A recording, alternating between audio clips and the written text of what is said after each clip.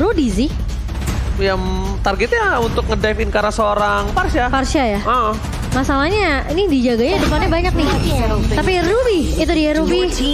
Berarti ini bakal Ruby Romer harusnya. Dan Karina untuk seorang Max. Wow, dengan adanya Karina, kita tahu Karina Max berhasil mendapatkan Maniac. Jangan lupakan itu, dan terhadap damage seorang Eamon itu bakal instant point kill dengan damage yang mereka miliki, Bung. Ini kalau groknya Leo Murphy, ini grok Pai bisa ambil Dairot sih. Pai ambil Dairot karena Leo Murphy pakai grok, atau grok ini di arah Pai. Kalau grok di arah Pai kayak tadi ya. Oke, kalau ini kita anggap skemanya grok di arah Leo Murphy. Iya, udah same-same aja tuh. Pai ini mungkin kalau misalnya kita lihat bisa pakai ke arah Esmeralda bisa. Bisa ke arah belakang. Tapi jadi nggak terlalu tanky juga depannya sih kalau groknya Romer ya. Masya nabrak ke arah Belisa. Dan ternyata ini lapu-lapu juga ya. Aduh, semuanya dia just keluar sekarang. Lapu-lapu, di mana lapu-lapu di sini kalau kalian sadar ini udah lebih sakit dari sisi ultimate-nya atau dari bravest fighter-nya dia. Iya. Itu damage-nya besar. Naiknya jauh banget dari 300 ke 380 sih. Serem banget ya, dan persentasenya juga naik 160% sekarang. Iya. Untuk physical damage-nya. Dan dia anti-sisi ya selama gitu ya. Iya, makanya wah. Ini yang saya suka setelah patch banyak yang keluar ya. Yes, seru banget, dan itu yang mungkin sudah kita tunggu-tunggu. Tapi Opung Wawa dan Cimomo ini adalah game yang sangat penting untuk tim Bigetron Alpha. Karena Alter Ego sedang mengungguli 1 poin pertama, dan dia akan membawa game ini yang ketiga atau tidak kita bakal saksikan. Dan buat kalian di rumah, jangan lupa untuk di-share, kasih tahu ke semua orang kalau MPL udah mulai, dan buat para fans dari Bigetron dan juga Alter Ego, langsung dengan hashtag tim kalian masing-masing di kolom komentar. Betul sekali. Dan yang pentingnya kita akan langsung saja masuk ke dalam Lane of Dawn untuk game kedua antara Bigetron dan juga Alter Ego. Alright, go to the Lane of Dawn di arah tengah sana, dan ini dia KYY atau Hengki dengan stopper terhadap seorang posisi dari Ayah Udil. Sangat dibutuhkan Ruby di sini, dan di sisi sebaliknya lihat Udil tidak bisa semena-mena seperti di game yang pertama. Agak cukup menakutkan ketika Udil terpoking dengan terlalu banyak, dan di sisi lainnya kita lihat Fredrin masih mengungguli dari laning phase atas seorang Pai di arah top lane. Iya, dan Pai udah mencium nih, bau ada jejak-jejak sepertinya dari area sungai. Jadi dia bakal ngecek terlebih dahulu. Tapi ditahan ternyata untuk minionnya biar Marky nggak dapat dari segi farmingannya. Ya, biar untuk fight-nya juga ada dekat ya. Dekat sama turret. Dekat sama turret, betul. Betul.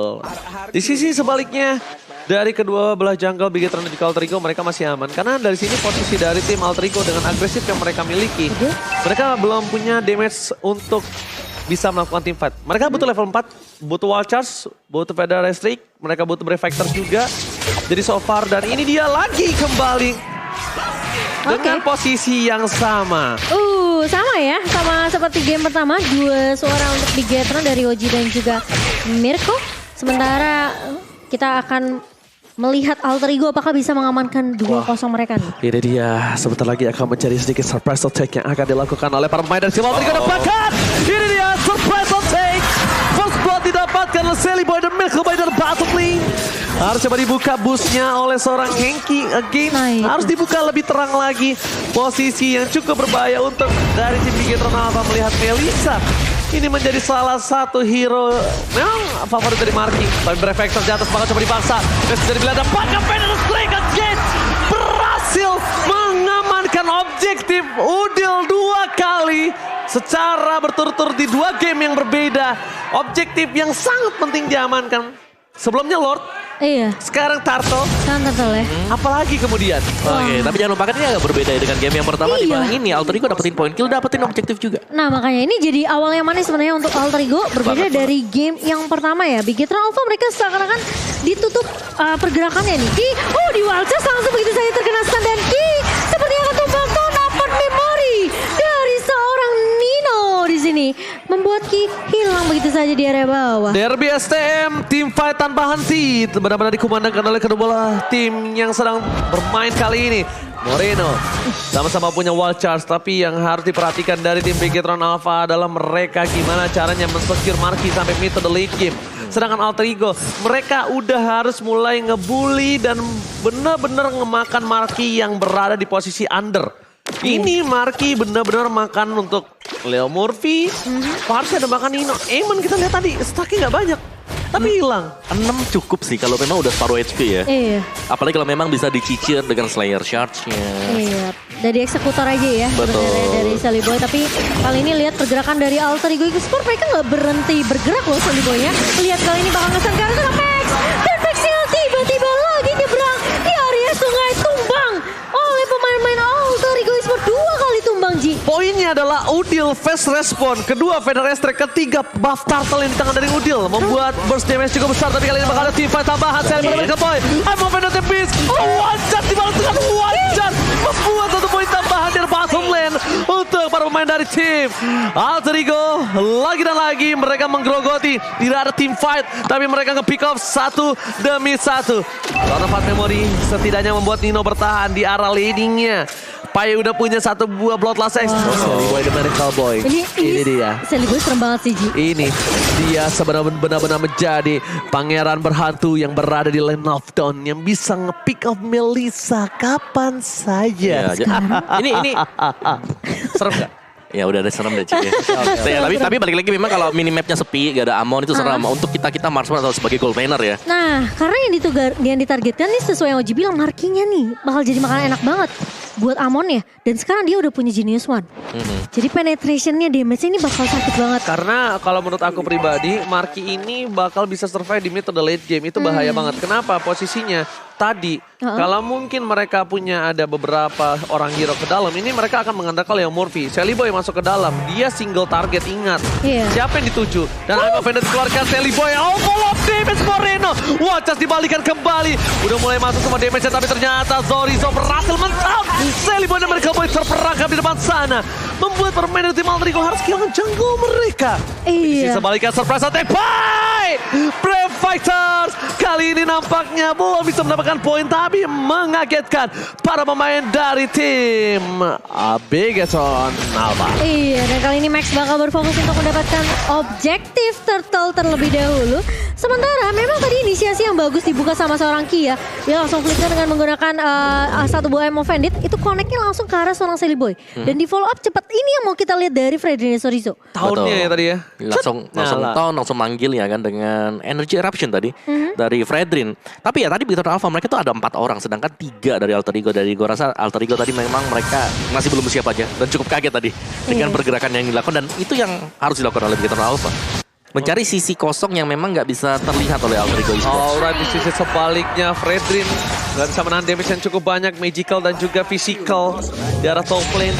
Tapi kembali Alter Ego ingin mengamankan objektif mereka. Nampaknya mereka ingin mengamankan Perfect Turtle untuk di game kali ini ya. Iya, mungkin diambil semua ya totalnya. Tapi buat teman-teman sebelum mabar wipe out, jangan lupa untuk beli dulu Head and Shoulder di minimarket atau e-commerce. Karena udah ada brand ambassador kita, Tigreal.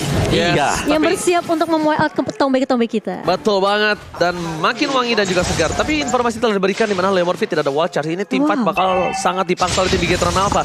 Di sisi sebaliknya, Ki udah punya I'm Offended. Udil bakal dicari targetnya. Karena dengan ada game pertama Udil yang tidak tersentuh sama sekali, mereka memang terfollow up oleh seorang Udil.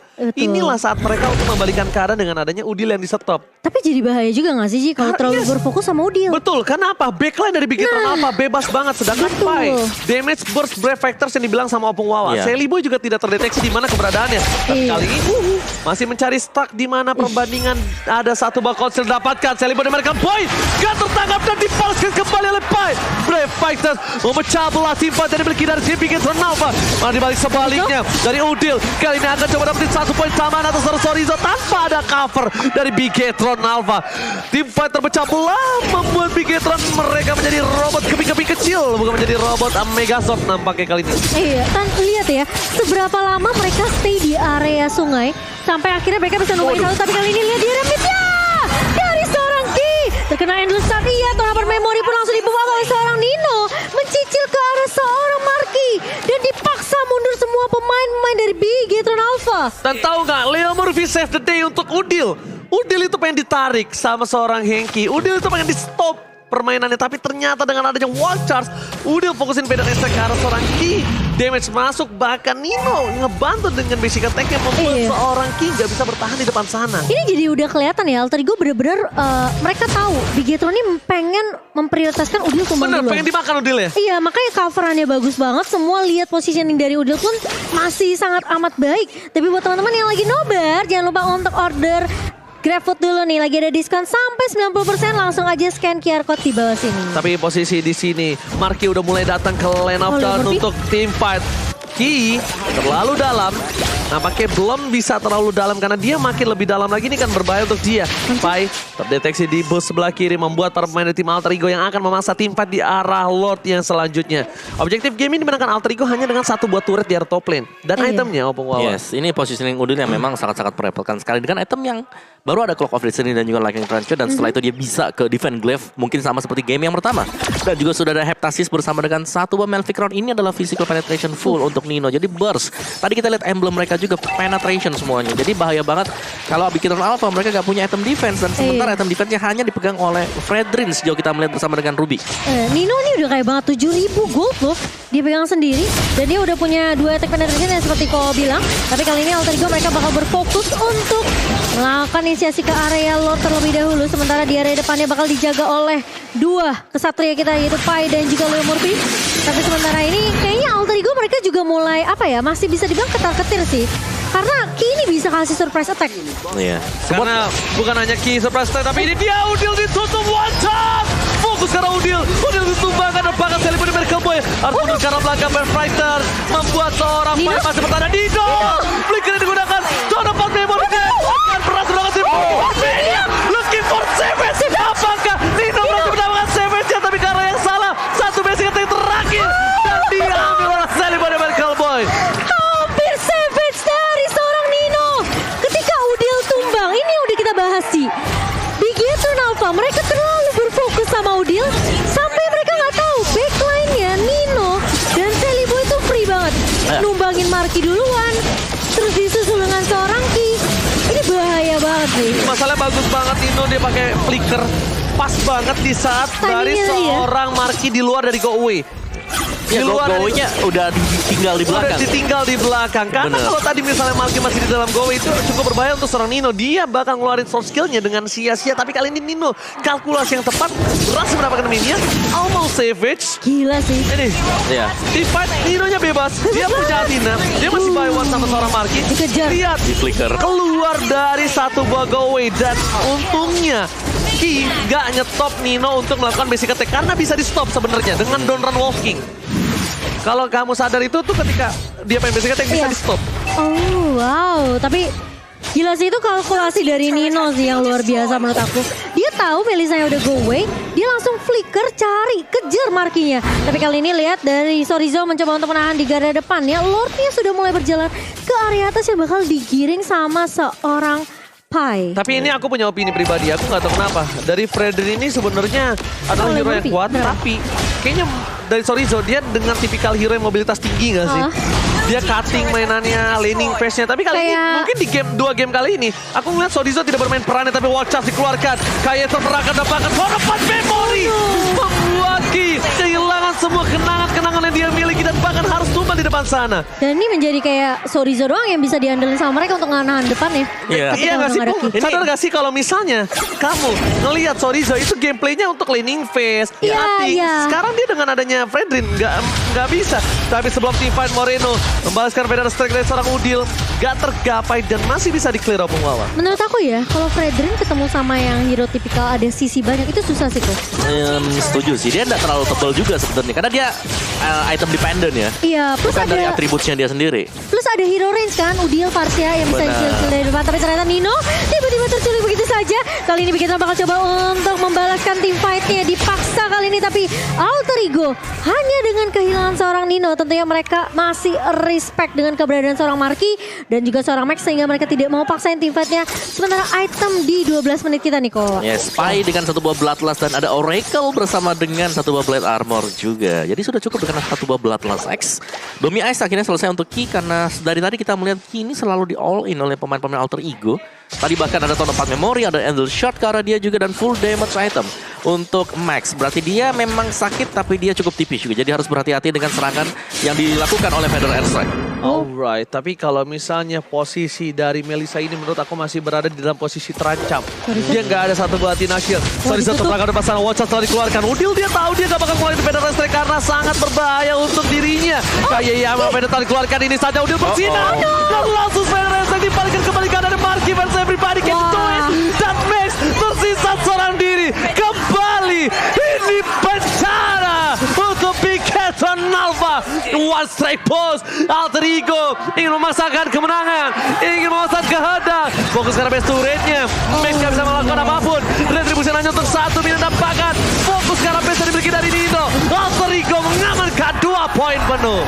Kejadian yang sama kita lihat lagi di game yang kedua, di mana satu permain berhasil ditumbangkan, langsung dibalaskan, langsung digeragas oleh pemain-pemain dari Alter Ego, dan 2-0 diamankan tanpa ada balas dari Bigetron Alpha. Tanpa ada balas dan bahkan dengan adanya sebuah celah yang cukup besar diamankan oleh tim dari Alter Ego. Mereka nggak butuh lord, mereka langsung selesaikan dengan pasti. Dan ini dia Udil, the mastermind, the legend Udil. Gila ya, pasiennya masih belum berubah ya. Positioningnya. Kan dia tahu banget ketika belum ada Emo Bandit, dia